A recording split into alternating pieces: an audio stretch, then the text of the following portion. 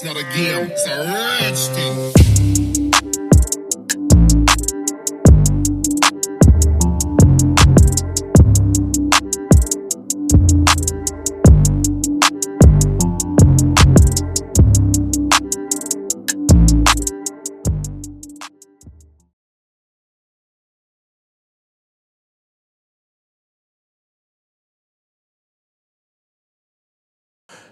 And welcome back to another episode of Pink and Max. I'm Trey. This is Marshmallow.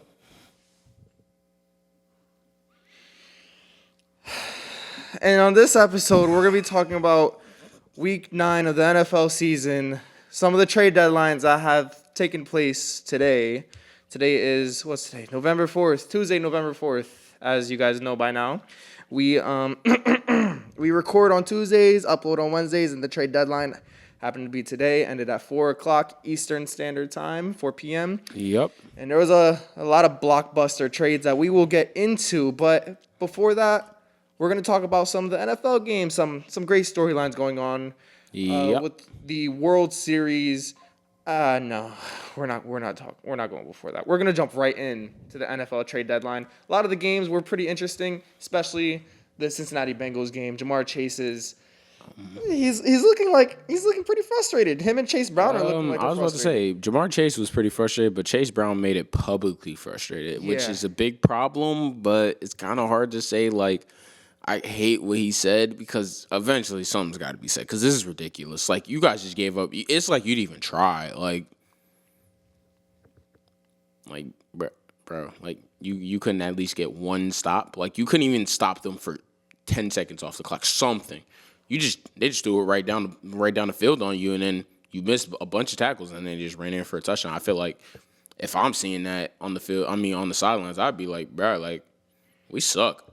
Yeah, no, it's really bad, and that's not even the biggest storyline. Any of the games from the past 7 days, the real storylines, unfortunately, are from today. Now, I'm too embarrassed to show my face right now because of the events that transpired over the last, let's say, 5 hours now.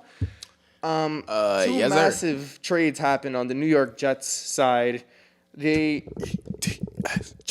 New York Jets, they traded away Sauce Gardner, after just signing him to an extension this past offseason, quite literally just signing him.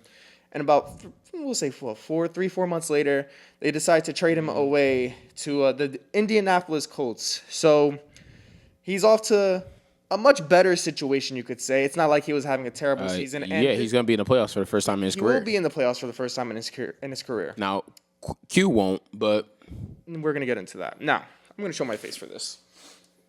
Was that your equivalent of the paper bag for now until it actually has to happen? Oh, no. The paper bag situation, we're done with that because they won a game. Ah, damn. All right? I kind of wanted to see the paper bag. So, okay. If they draft somebody that you don't like, can you put the paper bag on? Yeah, 100%. All right. Shake on it. Yeah, we'll shake on that too. So, I'm going to... All right. The Sauce Gardner situation, that was a shock. But I wasn't entirely upset about that as a Jets fan.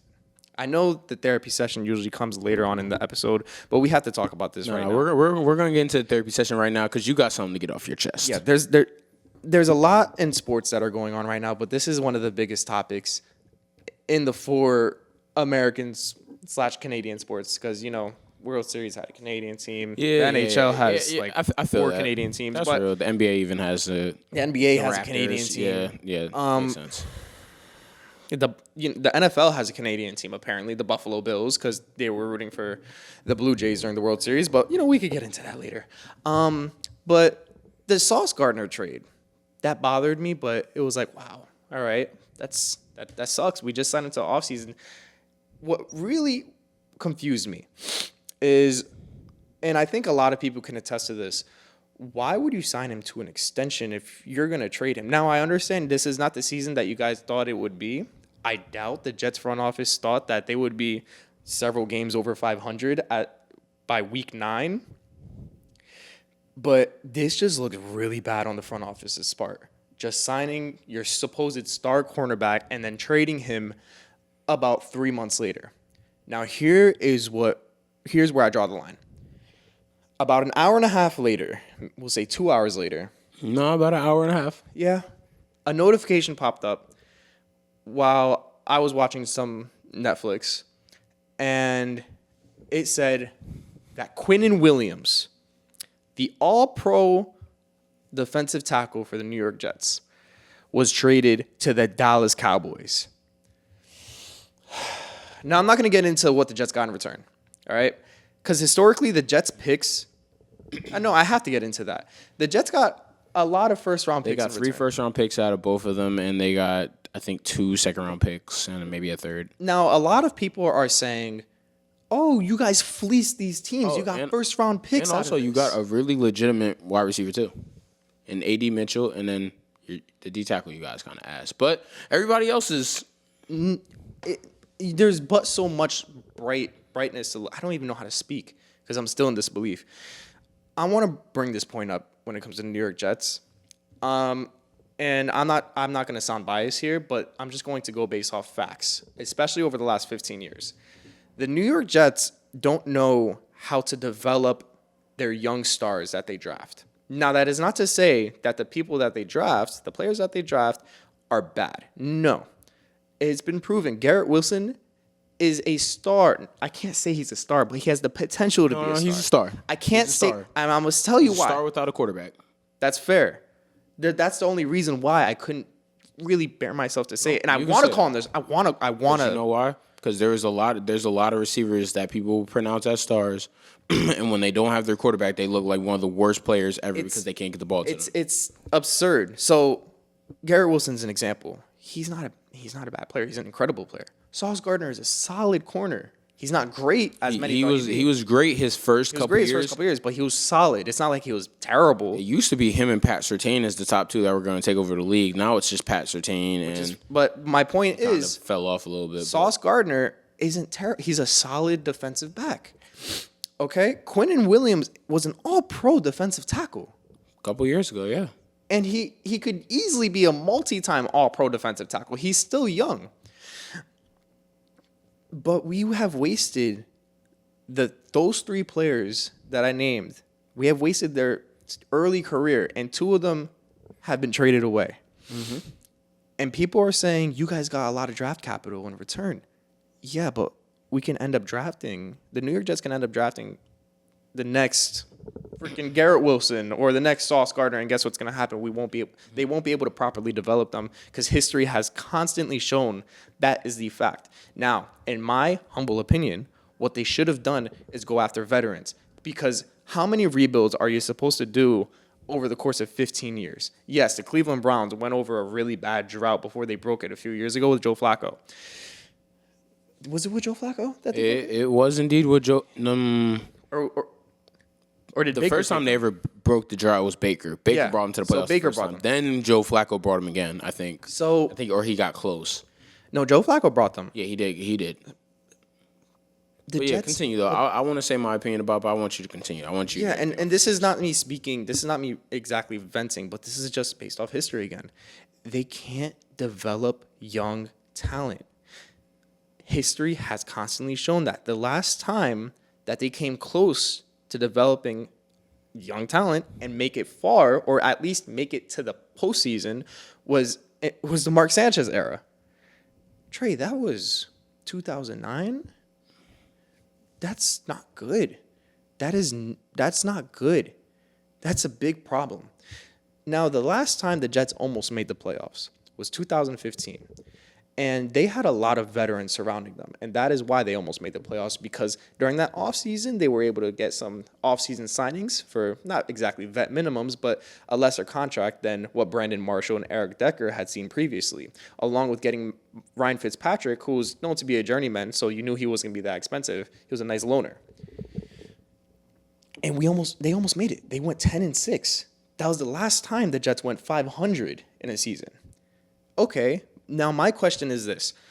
Why are you still trading for draft capital when over the last, let's say, 9 years now, it's proven not to work? But the last time you acquired veterans, You were able to at least make somewhat of a run and at least have the fans in seats. But no, instead, you're selling season tickets next year for more than what you sold them this year. That doesn't make sense to me, Trey. So, I think I want to start off this little thing about the Jets by starting off with how long have you guys had your GM for? This is our first year with him. Is your first year with him? Yes, he's cleaning house. So, my personal take Joe on Douglas, I'm sorry to interrupt, but just to clarify, Joe Douglas was our general manager last year, and he got let go. it, you got let go, and that's Woody Johnson, right? Yep. No, Woody Johnson is the owner. Woody Johnson is the owner. Dude, I don't even know who the Jets GM is. That's a good where I'm at right now. Yeah. The Darren Mogi. Okay. So, what I want to say towards that is, one, I know everybody that's a Jets fan was devastated about the Quinnen Williams trade. That's one trade that, as much as I would be upset if that was my team, I would understand. Because his attitude towards the team, his energy towards the team, and then even to make matters worse, he didn't want to be there. Even you could have paid him millions, trillions of dollars.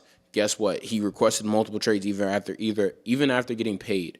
He didn't want to be there. So that's one trade that as bad as you guys have been and as much as you guys have wasted their early years, they're still not even in their prime yet. Garrett Wilson's still not even in their prime yet. All of them are still not even in their prime yet, which, yes, I know may sound crazy. The Sauce one, to me personally, I got to tell y'all, the way I feel about Sauce is a little different than everybody else feels about Sauce. I don't idolize Sauce as heavy as many other people might.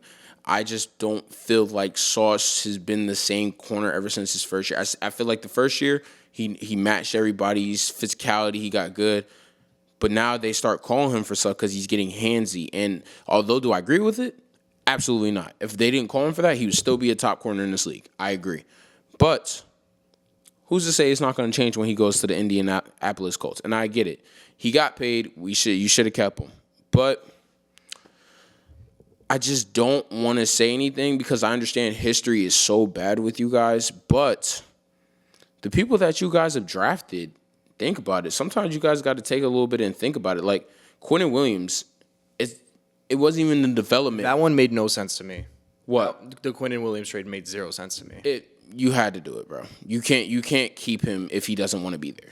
Listen, I double checked. Either he would have stayed out. I still don't know how true that is because I've only seen one source. And it's not exactly reliable. I'm not 100% sure about. Honestly, bro, I'm gonna tell you right now. I don't think they trade away Quinnen Williams when they set up everything around him. I don't think they trade him just because they're like, oh, I like that deal. I think they traded him because they don't have a choice. I think they traded him for that. It doesn't make sense to me to trade away a star player like that. Because in that case, if that were to happen, then everybody would be I feel like then it would be different. But regardless of it all, back to the point. Yes, I understand you don't. Everybody doesn't like the draft picks. Everybody doesn't like the capital that you guys have because you feel like you can't develop certain players. But my personal take on your team right now, I think you guys are a quarterback away from having a decent offense. I think you guys are certain players away from having a decent defense. Not even just a decent defense. I think your defense is already good, but I think your defense. I don't think it's good anymore. I don't think your defense is awful right now. I don't think your defense is bad. I think your defense, now that you don't have any corners, is going to be questionable for the rest of the season. You don't have a defensive tackle either. You got Monty Smith. Anyway. And we're going to get rid of the edge rusher once Jermaine Johnson requests a trade. Jermaine, you think he is? I think he would have been traded by now. He says he wants to be a Jet, but I find all of this to be BS. I think he's gone soon. I think what's going to happen is there's going to be a mass house cleaning. All right, they're gonna. I think they're gonna house. I think they're gonna clean house after the season is over. I could see Jermaine Johnson. All right, it's gonna be one of these two people because Garrett Wilson is very unrealistic. I will say though, Quinnen Williams was unrealistic too. Anything can happen. But if I'm going to speak from, I guess you could say a realistic standpoint, Garrett Wilson's untouchable right now, quote unquote. The two that I can see getting traded, the two players I can see getting traded are Brees Hall and Jermaine Johnson. All right, if not one, both, because the Jets are literally signing their ticket for a rebuild. So, like I said, I'm gonna tell you about how I feel about it. Do I agree with y'all rebuilding for like the 400th time ever? No. But it's a new GM. My problem is with new GMs. New GMs are always gonna want to do it their way. They want to see how the team is built their way. So I partially agree with you. I 50%. I'm mostly agree with you when it comes to the veterans. I feel like you guys do, yes, need veterans on that team in order to be successful. But also, the only reason why, if the trade happened just because they just saw the picks and they were like, all right, I'll give up Quentin Williams, then I will 100% agree, because I think that's stupid. Because I think when you talk about veterans, you're getting rid of veterans that you built from the ground up. Yep. That's even better to have on your team. But also, you need in order to get good veterans, Max, you need to have people on the team that are worth them wanting to come to play with. Like, nobody wants to go to a bum team and come play with them. Think about it. No matter how bad or no matter how good Myles Garrett is, who wants to go to Cleveland? I agree. Really? But I just want really a lot of it was based off all right, so with my opinion was with the Jets, a lot of the sites on them for veterans that could have maybe looked at them as a potential destination would have been based off of what's the word I'm looking for? Potential. That's what I just said. Potential. Absolutely. It would have been based off potential and what you guys have right now and the star power that you guys have in certain positions. The problem is that when I say we need a veteran, I mean a veteran quarterback. We need a veteran quarterback. I agree. Now, that's the one thing I agree with. I think if you guys get a veteran quarterback, that's not the age of 40, and that's not only known for running the football instead of actually being accurate passer. Because I told Jets fans from the beginning, everybody was like, "Oh, I think Justin Fields could be this. I think he could be that." No, I didn't. I've been telling certain Jets fans, especially the ones from some of my friends outside of this podcast. I've been telling them, no, he is not the answer to y'all's problems. Like, Justin Fields is so messed up right now in the head because of how he was in Chicago. That's not going to change of who he is no more. He can't throw the ball like people think he can. He is a runner. He literally plays running back at quarterback. It's not like Lamar Jackson. He literally can't throw the ball. A quarterback I'm not opposed to getting, because he's considered a veteran now, would be like a Mac Jones. I think Gabby said it. I wouldn't be opposed to that because we need a pocket presence. You know why that's not crazy? But here's the one thing I will tell you though.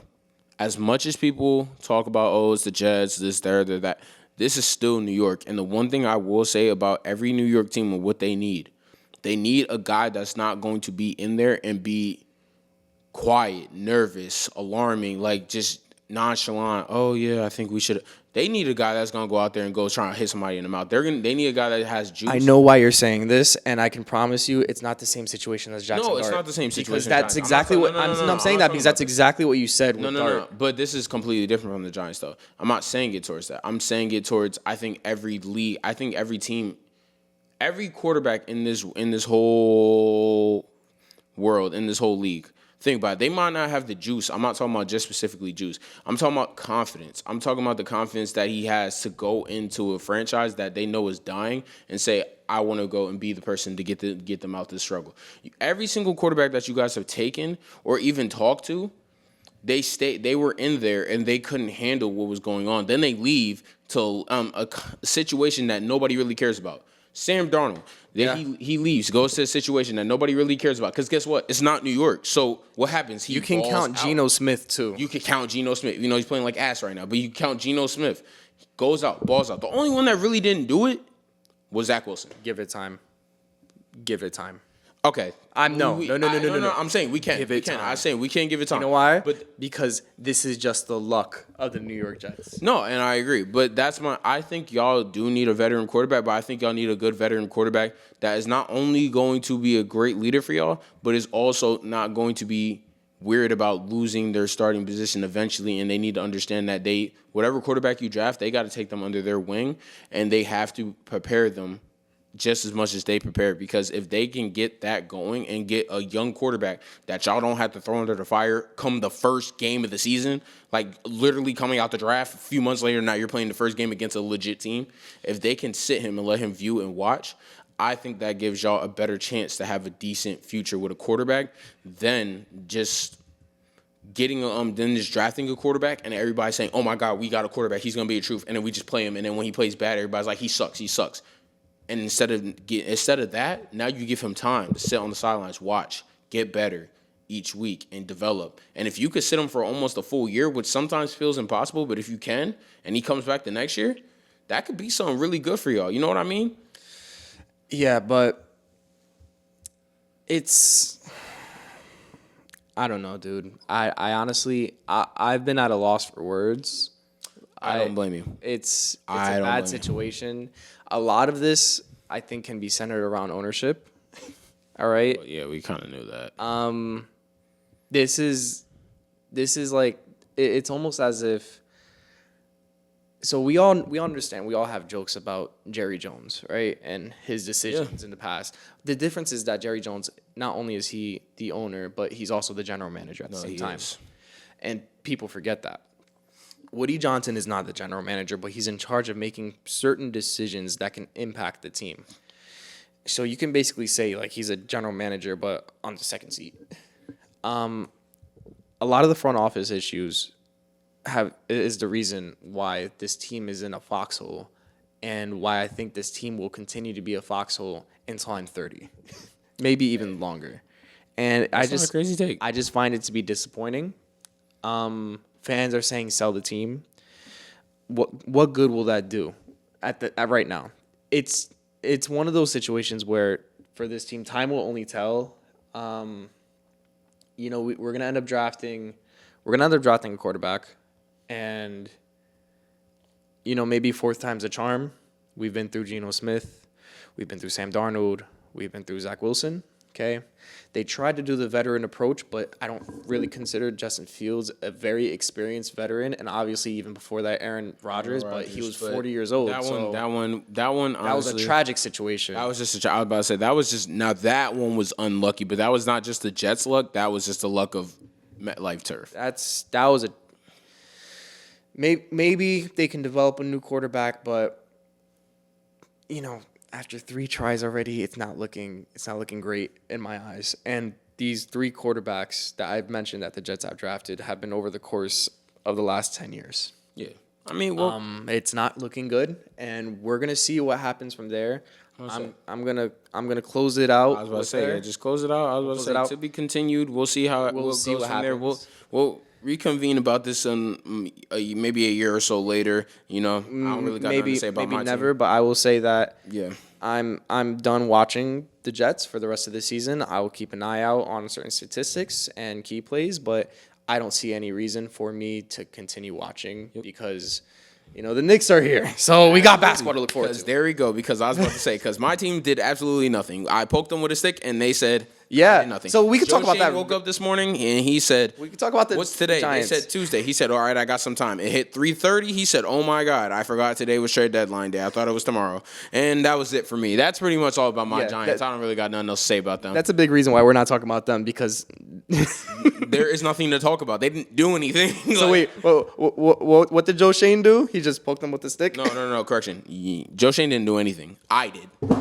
As I just dropped my phone. I dropped my phone on his head there, and I said, do something. He said, what call do you want me to make? I said, make a call to anybody. He says, hello?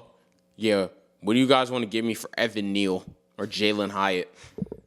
After that, I don't know what to say anymore. I'm at a loss for words. If those were your 2 main people to try to trade for all day, I actually lost respect. Please fire this please fire this person. So I was gonna curse. We'll move on from the NFL. We're gonna talk about the World Series. All right, we haven't been able to talk about this. Oh my God! I want to say that I was almost right on my prediction where I said if this series goes to 7, the Blue Jays might win this. I was wrong there. They put up a fight though. It took 10 innings, maybe 11. It took 11. 10? Thank you very much. It took 10? I thought it took 11. I don't know. I was watching it at the bar while it was going on. My girlfriend's best friend's boyfriend. He's a Dodgers fan. He was like he bust his ass like running to the side of the sidewalk. So I was almost correct. I want to say this. All right. I want to pronounce this name right, so I have it pulled up. Yamamoto Yoshinobu. I think it's Yoshinobu. Yes. Sushi. Yoshinobu Yamamoto. First of all, he was a World Series MVP. Well deserved. All right. Yeah, he was bugging. Well deserved. All right. And I don't remember the exact games, but I could tell you the stats off my head. Complete game. All right. I believe game 2. Came in and closed game 7 out as a starter. Okay. They put him in as a reliever. Yep. That is indeed a fact. In the 18-inning game, he was getting ready and he was in the bullpen just in case the game went into the 19th.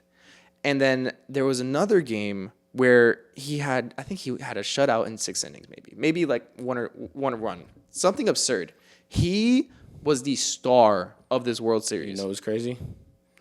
After him being the star and the way that Shohei played, the one person that's going to be memorized in this whole thing, like we talked about, is Freddie Freeman for I don't think so. Okay, so he will be remembered for a pivotal moment in the World Series. That's what I'm talking about. He'll be remembered That's what I'm talking for about. one of the greatest games in World Series history. He did it again for a second straight year. Yeah. It's kind of ridiculous. He did. But I think more people are going to remember Yamamoto's performance. No, absolutely. Because of he pitched 3 times, dude. No, I'm not He taking pitched anything 3 away times from in a him. I'm 7-game just saying series. It's mad funny that Freddie Freeman just had that one crazy moment and we like. Yeah. No, I know what you mean, but Yamamoto pitched 3 times, almost 4 in a 7-game series. That's unheard of, dude. That's incredible. The Dodgers went back-to-back. They are your 2025 World Series champions. Clayton Kershaw, shout out to him. He retired with his third and final ring. Third and final ring, he's retired. Man. And What a career. Yeah, he had a great career.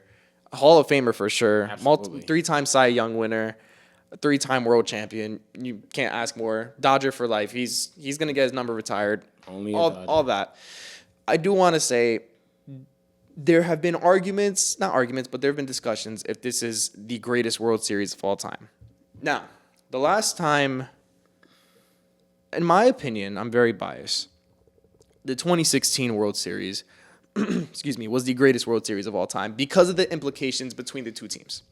Now, I get it. People are talking about this World Series because, yes, it went to Game 7. One game went to 18 innings. This game was just defensive orient. I mean, this whole World Series was defensive orient. And I agree. No, I agree. Yeah. And, it's Los Angeles versus Toronto, 2 different countries clashing together a year or 2 after the Drake and Kendrick beef. I find that to be funny. I wanted both of them to be there and perform at each. I did too. That would have made it probably the greatest right there. It would have made it the most watched ever. I want to say this to make conversation of it being the best World Series ever. I still think 2016 is the best World Series ever because, like I said, of the implications. The Cleveland Indians at the time, they were called the Indians, had gone, I want to say it was a maybe 80 or 90 year streak without winning a World Series. And then the Chicago Cubs at the time, it was 108, I think, 103 or 108, one of those two, maybe 105. I could be wrong. Those implications of that World Series, one of those teams were breaking an almost century-long drought. Okay? The last time the Toronto Blue Jays won a World Series was in the early 90s, so 30 years ago. And the Dodgers won last year. So, yes, of course, great World Series. I'm not putting that aside. This was an incredible World Series, back and forth all the way through. Vladimir Guerrero Jr. showed up. Okay? Vladdy showed up. Shohei Ohtani, he showed up. The man got on base 9 times in one game. Stars were clashing. All right? He had a 2-home-run game, two home run, 2-double game. Did you see the end of that game? I don't even know how to describe it. Which game? Game 7.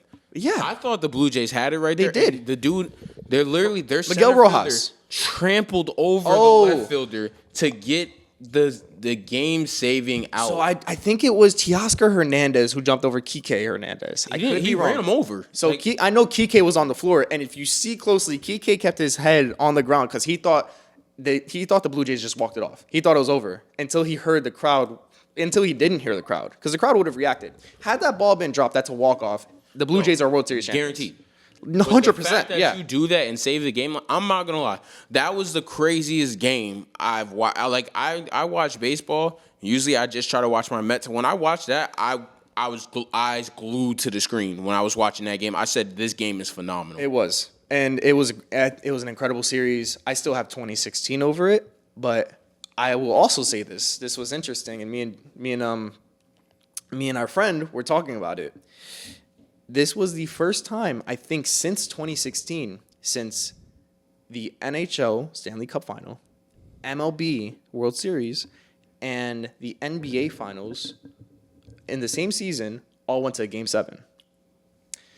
Okay? Ooh. Fun fact.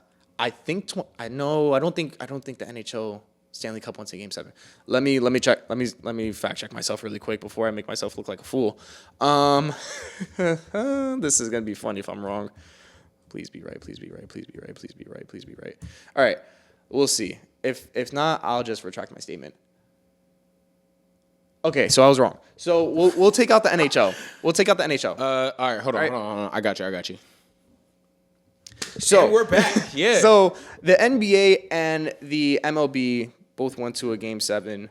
Indiana Pacers and the Oklahoma City Thunder went to a Game 7, as we know, and the Toronto Blue Jays, Dodgers went to a Game 7. In 2016, the Cleveland Cavaliers and the Golden State Warriors went to a Game 7, one of the greatest Game 7s in NBA history. Remember that? You remember that series? He said it Blocked was by James. Blocked by James. Yo, that was the craziest. I honestly hate LeBron James, but that was so amazing. Okay, and then the Cleveland Indians and the Chicago Cubs went to Game 7 as well. I could be very wrong about this, and if I am, I'm sorry. But this has been a great year of sports, and we're actually coming to a close. We are. Of the 2025 sports indeed. era of seasons for sports. That was a terrible way of putting it, but y'all will be all right. Hey, I can't wait to keep watching sports throughout these years. Even the NFL, honestly. The NFL, everything just seems more competitive. Yeah, like the NFL's looking good. The NBA, things just look competitive. It just looks like everybody in all of the sports that we watch, it's just they're playing with some kind of competitiveness. It's like watching college, but with them as professionals right now. It's like they actually want to play their game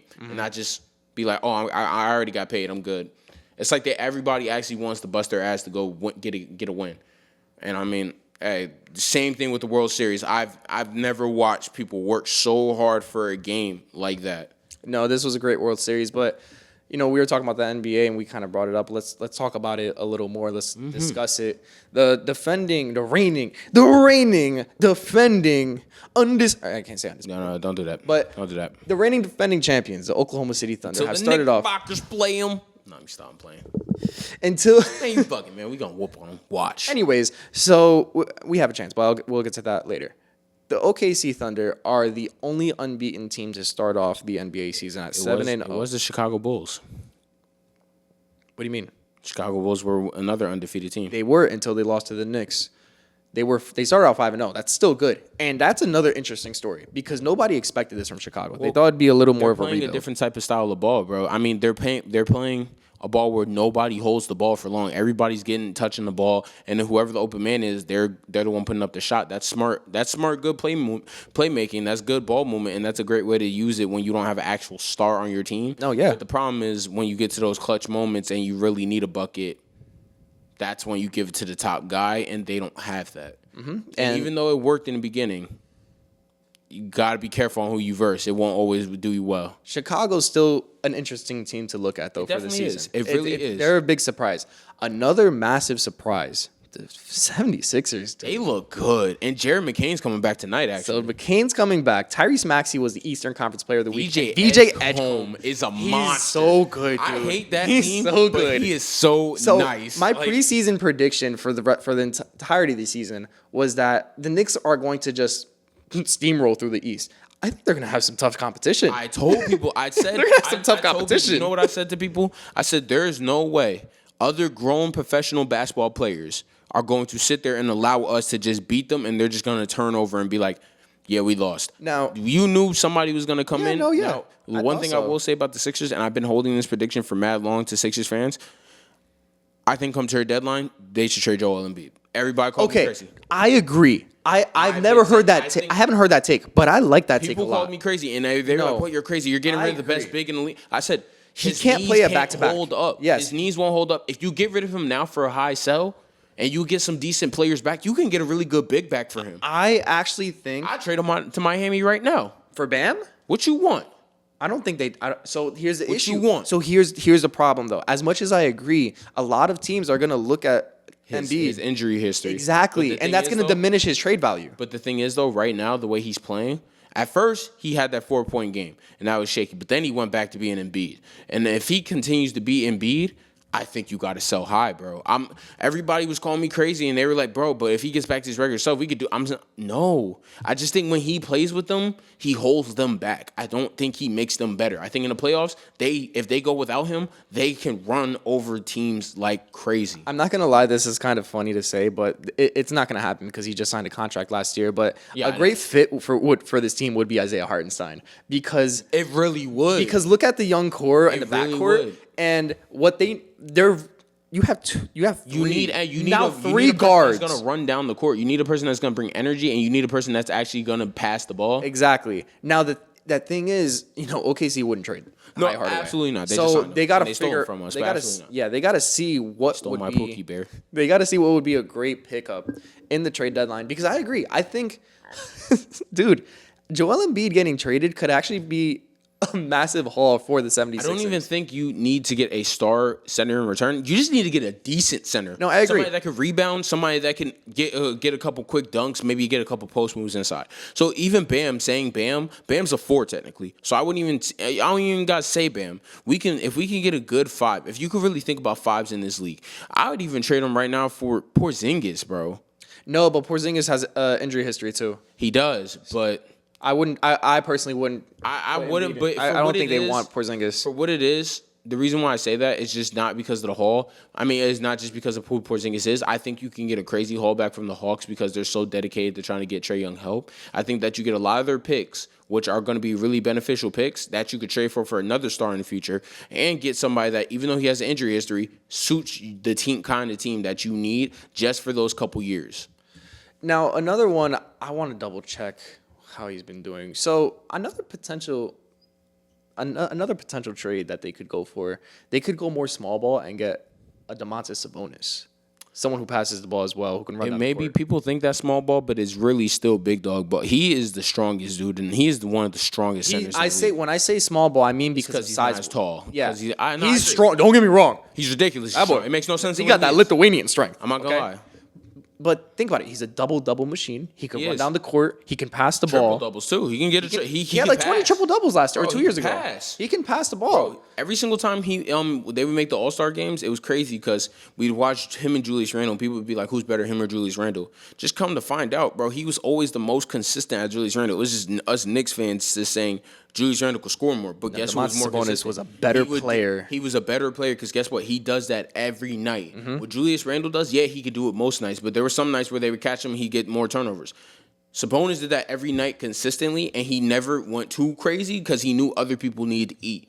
I'd rather have somebody like that that's more selfless than more selfish to get their stats. And look at the Kings situation now. They're not exactly the greatest of teams because you could say they're arguably going through a bit of a rebuild soon. They might. Okay, yeah, They Zach might. Levine recently signed there, Zach but LaVine might Zach get Levine traded is again. getting it on. He's on the back end of his career. Yes. Him staying in It's 'cause in of the injury Chicago, history, too. that Him, too. So this is like the common denominator here. But if the Kings decide to tank, think about it. Mike Brown they fired Mike Brown. Okay, he came to the Knicks. Yeah, they fired him because they can end up going through a didn't rebuild, win and enough, they apparently. through this rebuild they could end up trading away Domantas Sabonis, depending on how the season turns out up until the trade deadline. Speaking of bigs, actually, because I just want to keep trying to roll through this a little bit quicker. I want to talk about Miles Turner and what do you feel about how Indy treated him when he got announced? I feel like personally that's the most disrespectful thing. I do too, and I had just seen that, and our friend is And agreeing. that's why he hit a game winner. That's why Giannis hit that game winner and shut them Yeah, out. I was so happy that when post that happened. a post fadeaway at the buzzer by Yeah, Giannis. Reminds you of something, doesn't it? Huh? Reminds you of something, doesn't it? Post fade. Was it post fade? The last time he hit a post fade buzzer beater was against the New York Knicks.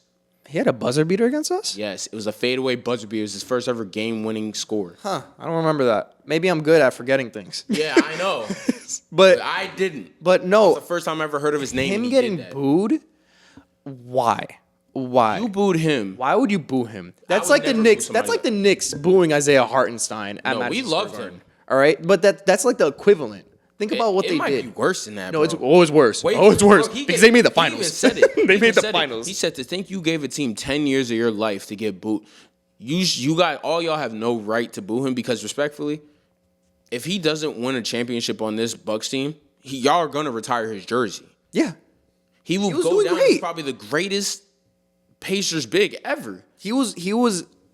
He could block shots. He could shoot threes. He's good off the post. He's a great Pick and roll. Overall, pick and roll. He did overall everything for interior y'all. defender. He was the juice guy. He brought energy to that team. He was giving the Knicks hell. Yo, listen. like- I'm not gonna lie. He was ECF? giving us hell, even though he was giving us hell, even though my boy Cat was low-key whooping his ass. And I think we should have won that because Tibbs wasn't using Cat enough. I thought he should have been making him go. Cat should have been averaging 30 in that game, in that series. I told everybody that. Everybody was like, "You're crazy." I said Cat should have been averaging that. They stopped giving Cat the ball, and then they would give him the ball with like 5 seconds left on the clock, and he had to put up a dumb shot. If you get him the ball and let him go eat, bro, he was averaging like 30 one-on-one against. He was averaging like 20-something against Miles Turner the whole time. He busts his ass every time. Mm-hmm. That's who he is, bro. You can't guard Cat like that, bro. Yeah. So overall, though, that was just outright disrespect. No, it was. The Indiana Pacer fans. No, Pacers fans are disgusting for that. They have no right to say that. They can do so much better than that. Miles Turner, I hated him. Despised him. That is A good thing for them. That's utmost respect when you despise a player that is a respect because of for- what they did. Okay, Besides it's- Trae Young. it's very I hate Trae Young disrespectful. regardless. He sucks. that's a whole nother story. The situation at Atlanta is weird. He sucks. The situation Trae Young at Atlanta sucks, bro. is very. I told you, bro. He interesting. scores as much as he gets assists, bro. I mean, he turns the ball over as many as assists he gets, bro. He'll get he 10 hasn't been assists and doing get great. 10 turnovers, bro. He sucks. Do you know who else is also looking like they don't want to be there either? John Morant with the Grizzlies. Bro, he just requested a trade, I think, today. Really? He might have, bro. I think I saw if it's not a rumor, It's probably a rumor because that would have blown my phone up. I was about to say, Shams would have been on it. yeah, all right, then it might Shams be a would've been rumor. on It it. might just be a rumor. I could see it being a rumor though. In that draft class, Can you blame it's so him, though? sad, man. Look at You blame him? Like- Who have they given to John Morant to build over? What tools have they given for him to be successful? They gave him Jaren Steven Jackson Adams, Jr. Tyrus Jones. They giving him Jaren Jackson Jr. And no offense to Jaren Jackson Jr., but he has the most. Have you ever heard about the Jaren Jackson Jr. theory? No, and Jaren Where Jackson he Jr. was was getting nice. false stats. False stats. Yes, so there was a theory in the league a couple years back, I think, when he made an All-Star team, and he was getting false blocking stats. Like, he would jump up, and then the player would lose the ball, and they were like, oh, that's a block. Like, they would give him false stats. And it was really weird because I'm looking at it. In some games, people would be like, oh, blocked by Jaren Jackson. He didn't even touch the ball, son. The dude would get a strip from John Morant, for example. It could happen, and they probably would be like, oh, that's Jaren Jackson Jr. block right there. Yo, and then the year when he won D-Boy, it was the most false stat year ever, bro. Yeah, I don't think he deserved it. In my opinion. I don't think he nowhere near deserved that. But yeah, they haven't given him no tools, no key people to build over. You got rid of his one right wing guy, which was Desmond Bane. You let him walk to Orlando, which was stupid. I would demand a trade too. And honestly, you know what's crazy? He might go to the Bulls. Yeah, that would be. They might recreate that Derrick Rose legacy up there. That'd be interesting. If he goes to the Bulls, that Bulls team becomes loaded. Because I'm not going to lie, the way that they play right now, unselfish, you put a star like that on that team with shooters surrounding him that everybody on the court at every time can shoot, even the big, which is Vucevic, that's dangerous, bro. So, to kind of stay on that topic of John Morant, you also got to look at Zion Williamson, okay? And then you got to look at the draft class. That draft class, like that top 5, dude. I'm not gonna lie. It had so much potential. What was The it? 2019, potential of right? it all, and the talent of it all, those top guys, the top 2 guys are definitely the best in terms of potential and talent of it all. But I've always told people, I felt like RJ Barrett was always going to come out the ruffle and be like the most successful out of all of them. And I don't think that's necessarily always it. Not against John Morant, technically, because he's not. Ja's brought his team to some really great heights. But in terms of RJ, when he was on the Knicks and then when he was going into Toronto those years, I think he was balling. I think he's playing really good, and I just thought he was more consistent than all of them because, first of all, he was always there. He was healthy. And the most important thing about playing and being relevant to your team is availability. It's availability. So I think that was one that always took over the toll for everybody else. And then two, he was consistently playing good. He was consistently averaging 20, even on the Raptors, consistently averaging 20. Yeah. He didn't do too much. He didn't do too little. He did what he had to do to try to get the win. Now, although they don't have enough pieces around him right now they might, but I just don't personally think the team is coached well enough. But I don't think they do what it takes to have him and Quickly be successful. Specifically just Quickly. I think RJ can play under any system. I don't think Quickly can. I think I agree. RJ Barrett's really I think that's what makes him topple over. He can be a everybody foundational else in that player draft. anywhere. And we talked about John Moran. We talked about RJ Barrett. We got to bring up Zion. If we're talking about this draft. Zion is a mutant when he's healthy. Yeah, he can't. His biggest problem is availability. Yeah, it's always that's been. like the overall problem with bro. Ever since he blew a tire, bro, in Duke, bro, he hasn't been. Bro, can't stay healthy. Like it's so. This draft class. But he got skinnier. He got skinnier, but he can't stay healthy. Well, John Morant's problem is that he can't stay out of trouble. No, it's not just trouble. He can't stay healthy either, bro. Yeah, that's it. But here's the thing: but the difference between Ja and Zion was getting hurt, and he would leave a game unnoticed, and nobody would ever know, and they'd be like, "Oh, Zion's out," and then he would go out for months. But you know why? Because he was too heavy. But with Ja, I have to give him the benefit of the doubt. I will. His injuries were kind of like catastrophic. It was like you wouldn't have expected somebody to get hurt like that. But it's because he jumped so high. You never know what could happen. Like one time he jumped so high and then he fell so hard down. I'm like, and he hurt himself and he was out for a while. I'm like, but that's the risk that you take with a high flying point guard. Yeah. So I think let's move on. Yep. I'm gonna get into the what's it called? I'm having a brain fart. Some of the lines, all right? Okay, talk to me about some of your lines. This is going to be a very simple line because FanDuel's not giving me anything interesting. I have a line. You want to be a special guest for a line? Oh, yeah, actually, I'll be a special guest for a line. So, my boy, undisclosed, actually, I won't say this because that's personal information. I don't want nobody to get booked. One of my boys from a certain area that I know, He made a line. He made a line today, and that line could benefit very highly, or it can cash out very. We could probably go out losing $100. Either we get $100 or you get $525. But the line today that he made was Shea for 25 points plus over 25. Harden for 6 assists. Paulo Banchero for 20 plus points. Paulo for also 7 plus rebounds. Giannis for 25 plus points. RJ Barrett for 12 plus points. And I also think that was Tyrese Maxey also for 20 plus points. And Stephen Curry for 3 plus made threes. If you put that in, you get a total of $580. Off of a $100 bet?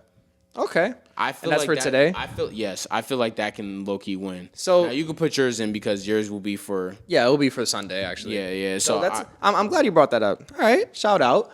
So for you guys, for the audience, if you guys want to listen to this and listen to what I got to say, this is very simple. I'm not going to go too deep into it. It's going to be a one-team gamble. All right, and this is purely based off of emotion. The Cleveland Browns are playing the New York Jets at MetLife Stadium this upcoming Sunday. The Browns are favored by 2.5 points. Okay. Yep. Sanders gonna play. We got money line minus 134. They're obviously the favorites here. When I say they, I mean the Browns. Let's see. I don't have the Jets covering the spread, and give me the Browns money line. Well, let's see. How much money are you gonna get out of that? Oh, you can't complete that. All right, so you can't complete that. So all I'll say is, give me Browns money line. All right, you ready? You put $1 on it, you'll win 75 cents. All right, you take that as you please. That was ass. You lose money. No. You get 75 cents. So you. You say you put $1. The return. You get 75 The cents. return is less than you're putting in. That's what. Yeah, you lose money. No, you don't lose money. The return is less than what you're putting in. So you put in $1, okay. you get the $1 back, but you get an extra 75 cents. Oh, you get $1.75. I thought you were saying you get 75 cents. I was gonna say, bro, you're missing 25 cents. You win 75 cents. You technically win 75 cents because it's a profit margin. Okay. And that's all I'm gonna do. And while you're at it, bet against the Jets for the rest of the season. So I'll start off with my stardoms and situms this week. I'm not going to lie. It's going to be pretty basic and pretty honest. If you guys don't start these people already, you're kind of slow.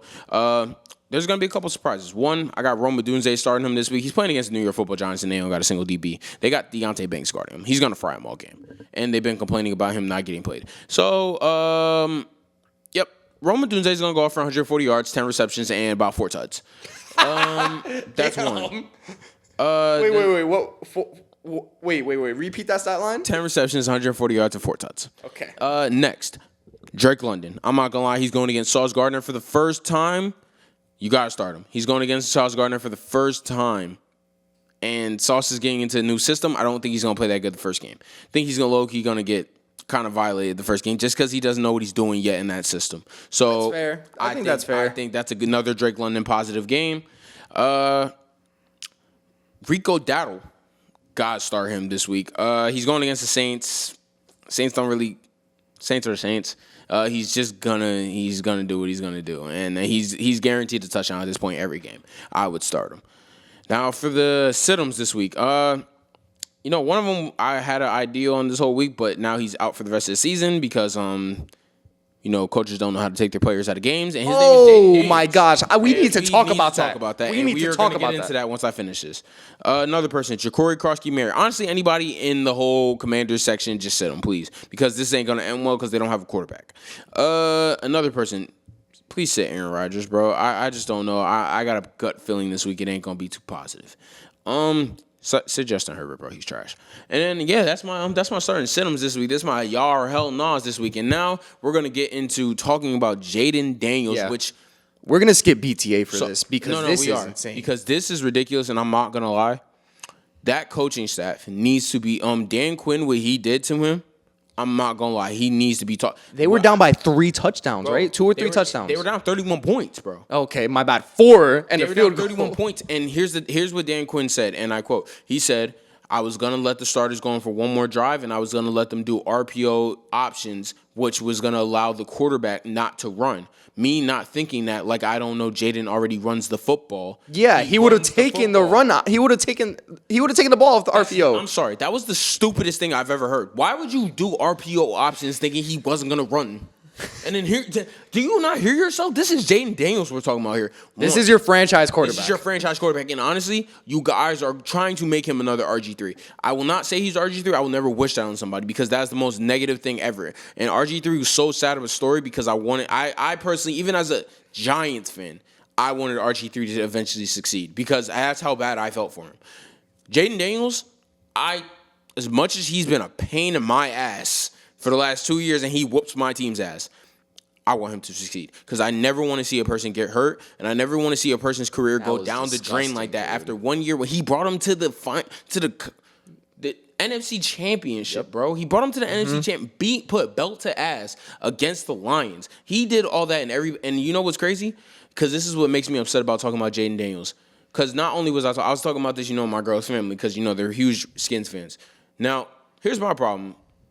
You talk about Jaden Daniels this, Jaden Daniels that. Now that he's been hurt and he's having a little bit of a sophomore slump because of injury. That's his sophomore slump is injuries.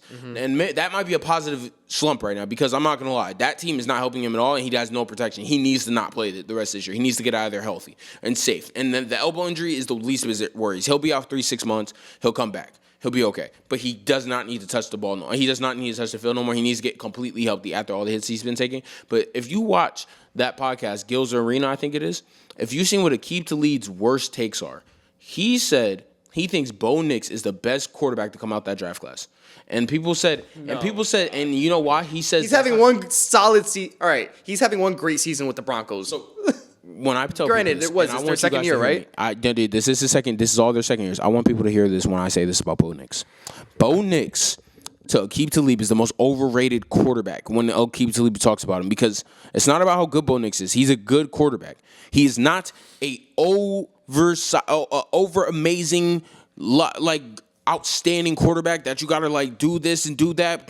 He is not a Jaden Daniels. He is not that, and he never will be. And that's not no disrespect to him, but he never will be. He can't get out the pocket like Jaden. He can't do what Jaden does. He can't make the throw. He can make the throws that Jaden does, but Jaden can make just as good throws as him. But the difference between both of them, his legs, and the fact that Jaden brought his team to the NFC Championship in the first year.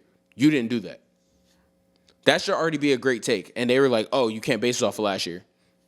They got 2 years under their belt, and this I have no choice but to base it off last year. Exactly, and that's my problem. And then you say that, and Jaden's been hurt all year, but when he comes back, they win.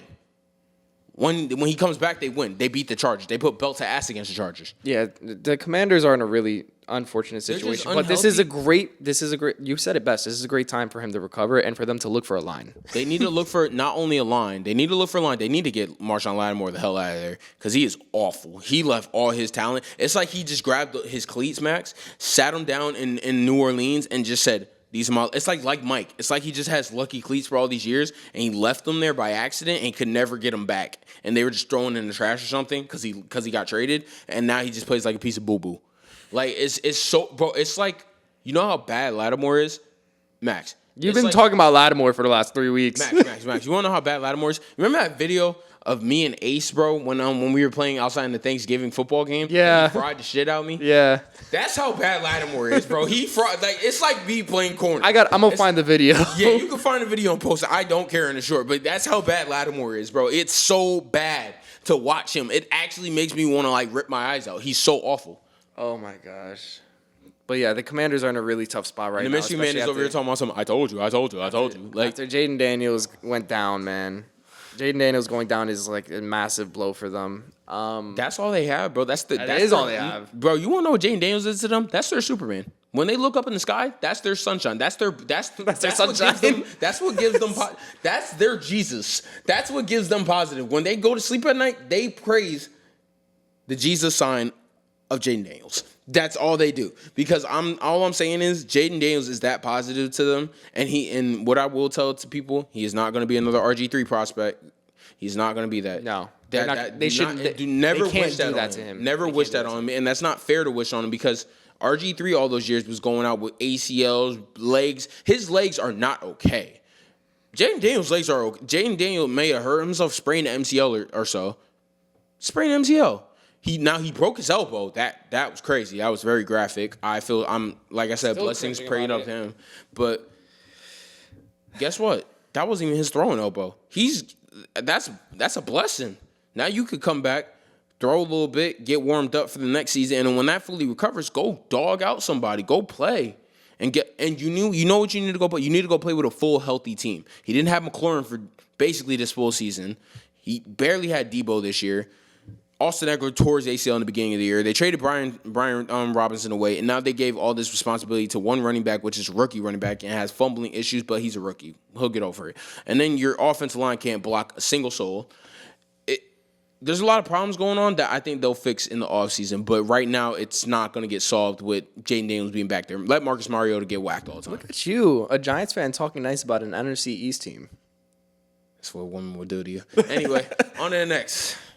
I don't think there's anything after that, dude. Oh, really? Well, all right. So we could talk about the NBA. We could roll back to the NBA a little bit. Talk a little bit about our Knicks. I mean, hey. Yeah, we could talk about that before we get into that. Talk about my Knickerbockers. Before we get into that, I do want to mention that the Victor Wembanyama and the San Antonio Spurs, they suffered their first loss. Yeah, they did. And he dropped 9 points. They kind of figured it out. I don't think you can exactly say you can figure that guy out. Figure it out. You know what they did? They forced him to take shots he didn't want to take because he didn't want to take them. When Victor wants to take his shots, nothing can stop him. When they force him to get rid of the ball, he's getting rid of the ball to people that don't know what to do with it. Yeah. Keldon Johnson, he sucks.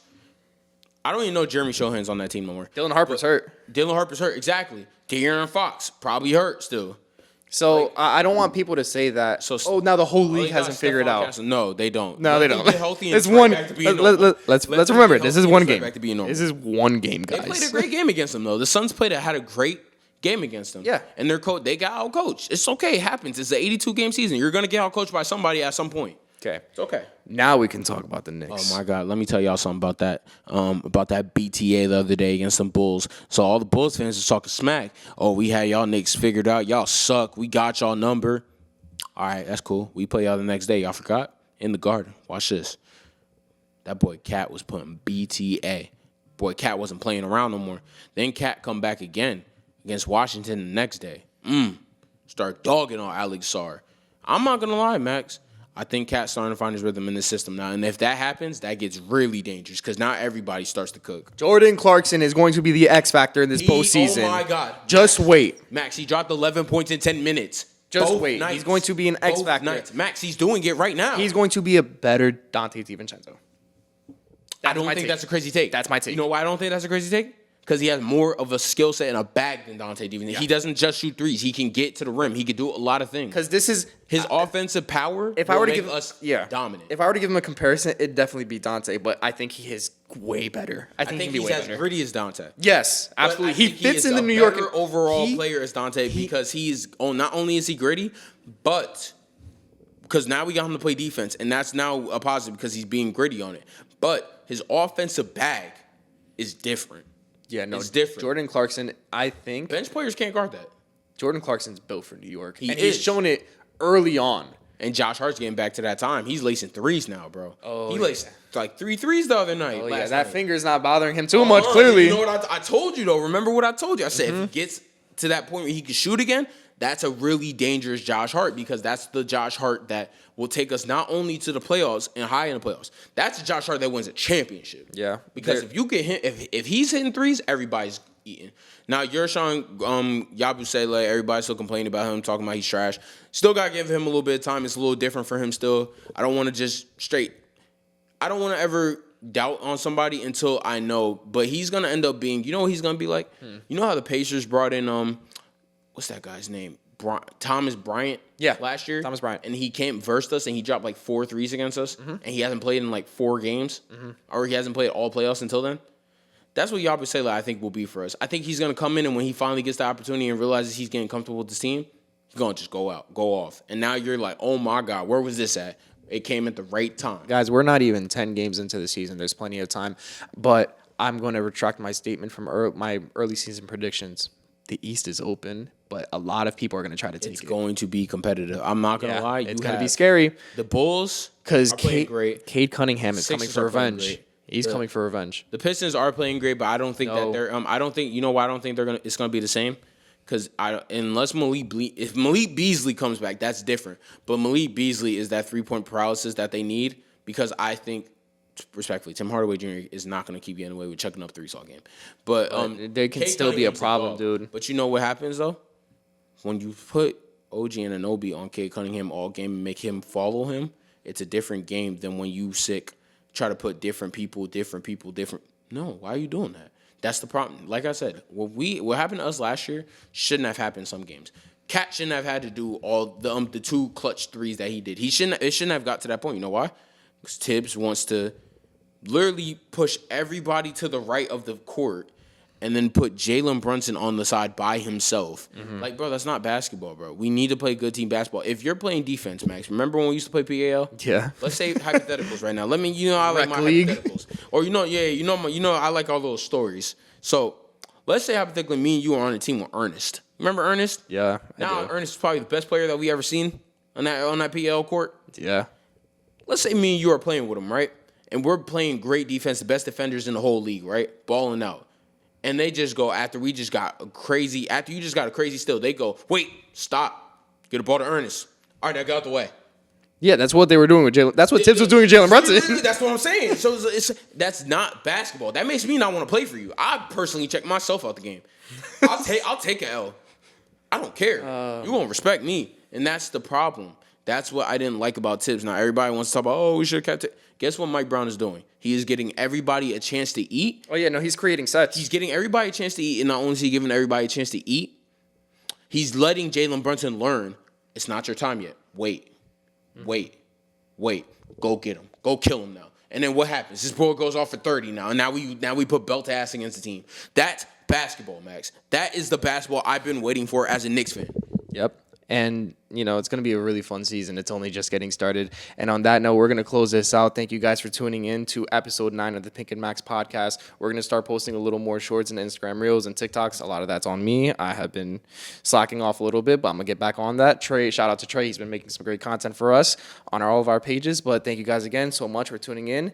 And we will see you guys next week. Peace. Not again. It's a rich thing.